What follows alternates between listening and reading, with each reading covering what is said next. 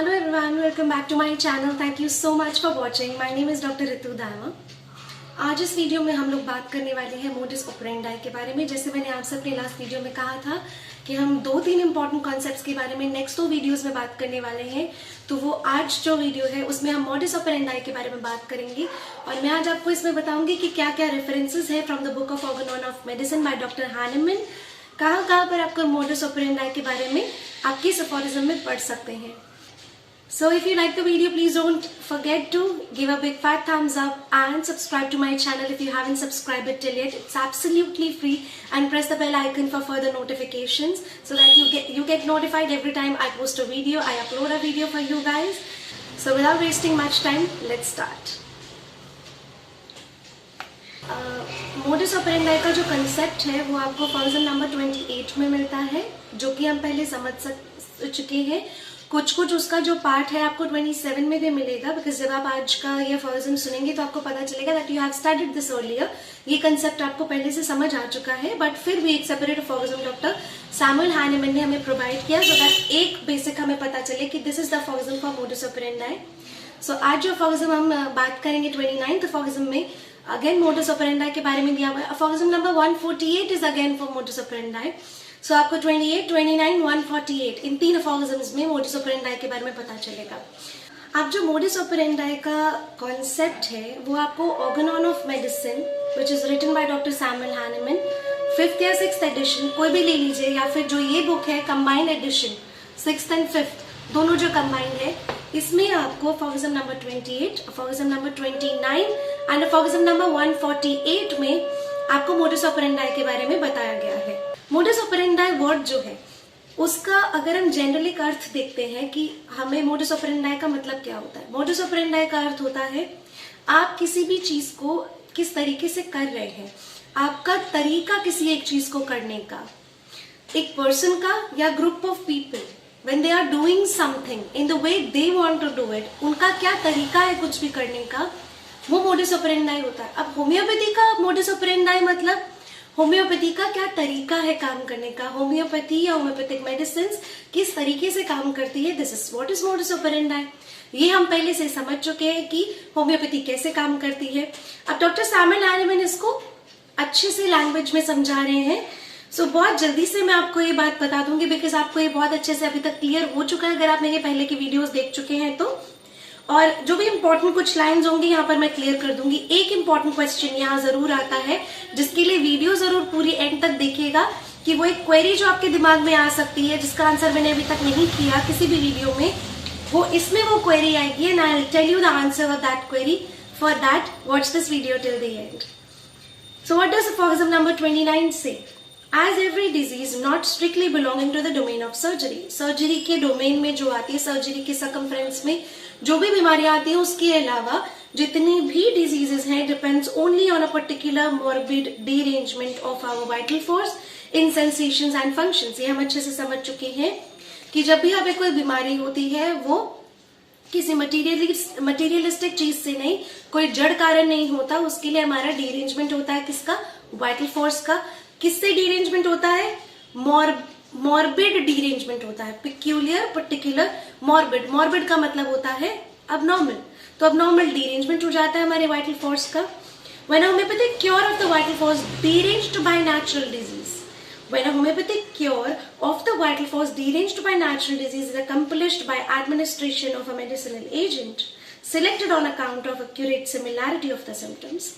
तो जब एक होम्योपैथिक क्योर प्रोवाइड करना है, वाइटल फोर्स को क्योर देना है, डीरेंज्ड बाय नेचुरल डिजीज। किससे डीरेंज है?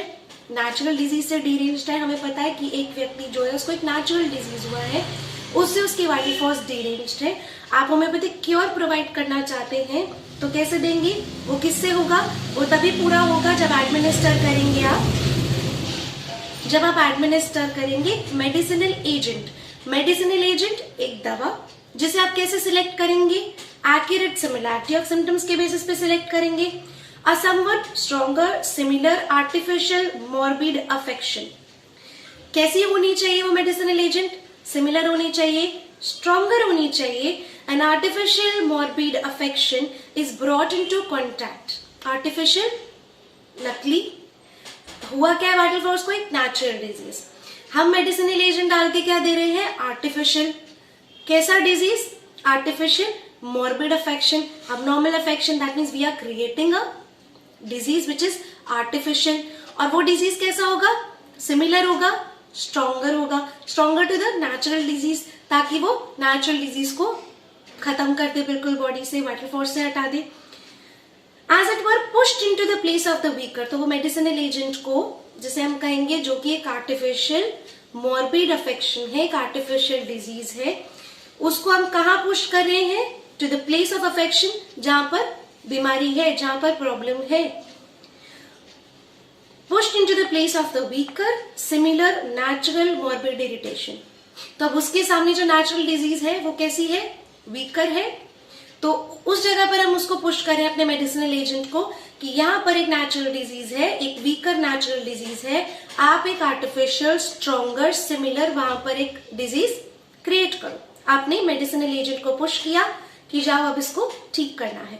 Against which the instinctive vital force now merely though in a stronger degree medicinally disease is then compelled to direct an increased amount of energy, but on account of shorter duration of action of the medicinal agent that now morbidly affects it।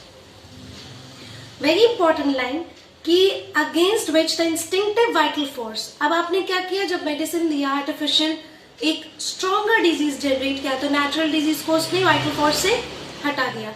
अब हमारा vital force कैसा है? हमारा vital force एक stronger artificially diseased vital force है। तो stronger artificial disease अभी भी है, मेडिसिनली डिजीज्ड है, is then compelled to direct an increase amount of energy. अब उसको वाइटल फोर्स एक increase amount of energy generate करके हमारा वाइटल फोर्स उसको हटा देगा। But on account of the shorter duration of action of the medicinal agent that now morbidly affects it, the vital force soon overcomes this, and as it was in the first instance relieved from the natural morbid affection, so it is now at last freed from the substituted artificial one। तो अब क्या कह रहे हैं कि vital force जब अब increase amount of energy उसके पास आ गया, क्योंकि नेचुरल डिजीज अब जा चुका है, account of shorter duration of the action of medicine, अब मेडिसिनल एजेंट जो है उसका एक शॉर्टर ड्यूरेशन होता है। हमें पता है हर एक दवा का एक टाइम ऑफ एक्शन होता है।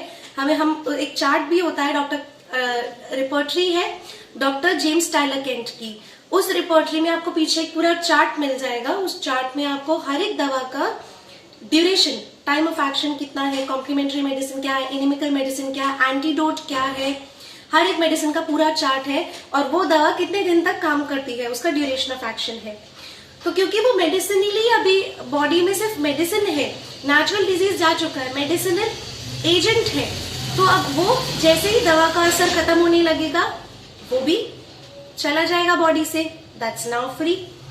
Overcomes this as it was in the first instance. अब जैसे पहली बार में मेडिसिन दिया तब नेचुरल डिजीज को मार भगाया, खत्म कर दिया, और अब लास्ट में जो आर्टिफिशियल स्ट्रॉन्गर मेडिसिनल एजेंट से जो disease artificial morbid affection create किया था वो भी अब खत्म हो गया, उसको भी वाइटल फोर्स ने हटा दिया। Hence is enabled again to carry on healthily the vital operation of the organism, और इसी तरीके से वो सारे वाइटल ऑपरेशंस जो हमारे एक हेल्दी ऑर्गेनिज्म करता है वो सब करेगी।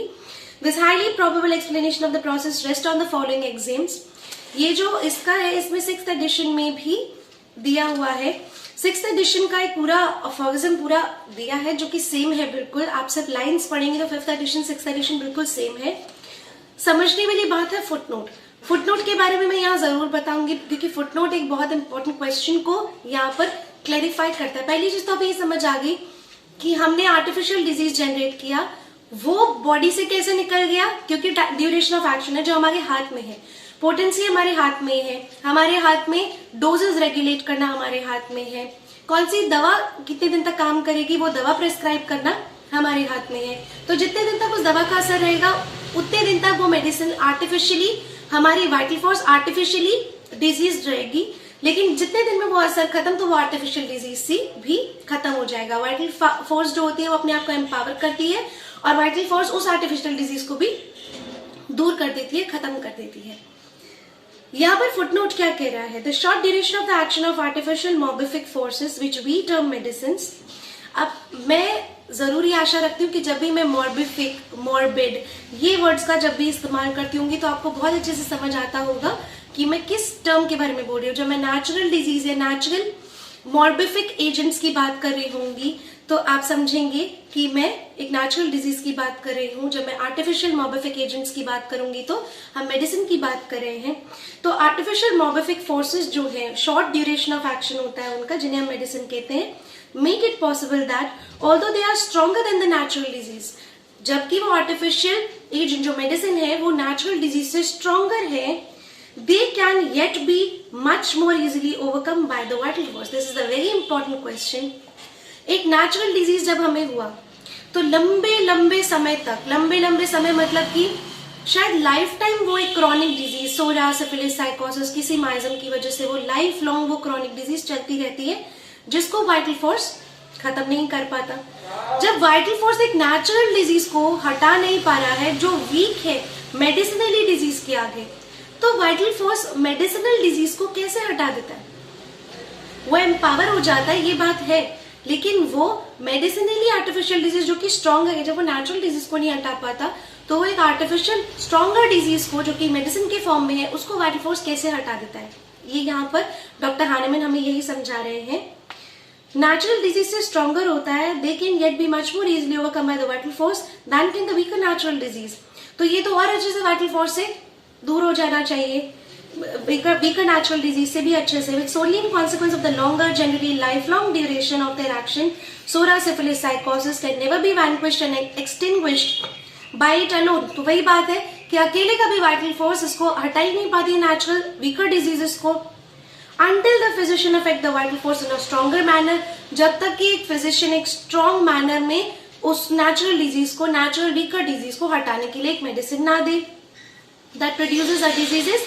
तो मेडिसिन क्या करती है? एक वेरी सिमिलर, एक stronger to it homeopathic medicine आपको प्रिस्क्राइब करती है, जिसे when taken or smelt, when taken or smelt मतलब या तो ओरली ले रहे हैं या फिर इवन सूंघ रहे हैं, is as it were forced upon the unintelligent uninstinctive vital force and substitute in place of the former natural morbid affection। तो वो उसको कैसे वाइटल फोर्स पर जाकर काम करती है, एक सिमिलर आर्टिफिशियल डिजीज क्रिएट करती है जो स्ट्रॉन्गर होता है और नेचुरल वीकर डिजीज को हटा देती है, और अब वाइटल फोर्स सिर्फ मेडिसिनली इल रहता है, but only for the short time because action of the medicine, the time in which the medicinal disease excited by it run it course.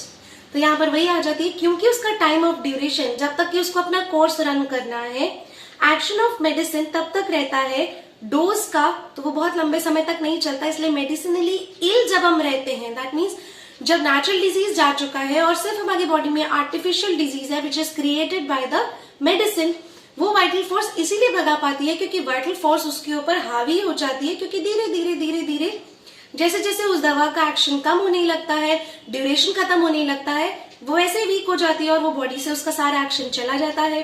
उसका एक्शन चले जाने पे वाइटल फोर्स बिल्कुल उसको ओवरपावर कर लेती है और बिल्कुल खत्म कर देती है। तो बहुत सालों सालों पुरानी जो प्रॉब्लम्स हैं उन सबको इसी तरीके से ट्रीट किया जाता है। This is what is modus operandi. ये तरीका है होम्योपैथी के काम करने का, जैसे कि बहुत सालों तक चलने वाला by the occurrence of small pox, measles, जब ये परेशानियां होती थी अर्लियर उनके टाइम पे, जब स्मॉल पॉक्स था तो उसके बाद के अफेक्शंस बहुत लंबे लंबे समय तक चलते थे, ईयर्स ऑफ ड्यूरेशन तक चलते थे। तो इसी तरीके से भगाए जाते थे बॉडी से, एंड इसी तरीके से एक क्योर अचीव किया जाता था even after years of duration of chronic diseases. If the person is suffering from chronic disease since years, तब भी हम उसको ठीक कर पाते हैं, क्योर कर पाते हैं, because we believe in this modus operandi and homeopathy works in this particular fashion. And I hope now this modus operandi is absolutely clear to you all. जिस क्वेरी की मैं बात करी थी वो यही क्वेश्चन था, और आई होप अब आपसे कोई भी पूछता है या आपके दिमाग में एक क्वेश्चन आया हो कभी भी, तो ये क्लियर हो चुका होगा अच्छे से कि किस तरह से वाइटल फोर्स हमारा काम करता है, आर्टिफिशियली कब डिजीज होता है, नेचुरली कब डिजीज होता है। And I hope you guys love this video. If you love it, please like and subscribe to my channel. Don't forget to press the bell icon for further notification. Very very important, mask अच्छे से लगाइए, बाहर जाने की जरूरत नहीं पड़े तो प्लीज मत जाइए। Stay blessed. Stay connected with homeopathy. I'm going to share very important concepts now on. मैं काफ़ी सारी बुक्स रीड कर रही हूँ, काफ़ी सारे डिफरेंट कंसेप्ट्स, बहुत सारे डिफरेंट ऑथर्स, बहुत सारे डिफरेंट राइटर्स, सबको पढ़ रही हूँ। और आगे के वीडियोस में मैं आप सभी से वो सभी कंटेंट शेयर करने वाली हूँ जो भी मैंने पढ़ा, किस बुक से पढ़ा, किन ऑथर से पढ़ा, वो हमें किस तरह से होम्योपैथी प्रिस्क्राइब करना सिखा रहे हैं, उनके केसेस, इवन मेरे केसेस आगे के वीडियोस में मैं आपसे शेयर करने वाली हूँ। तो प्लीज बने रहिए मेरे चैनल के साथ, stay tune. And now is the time I sign off. Until we meet, take care.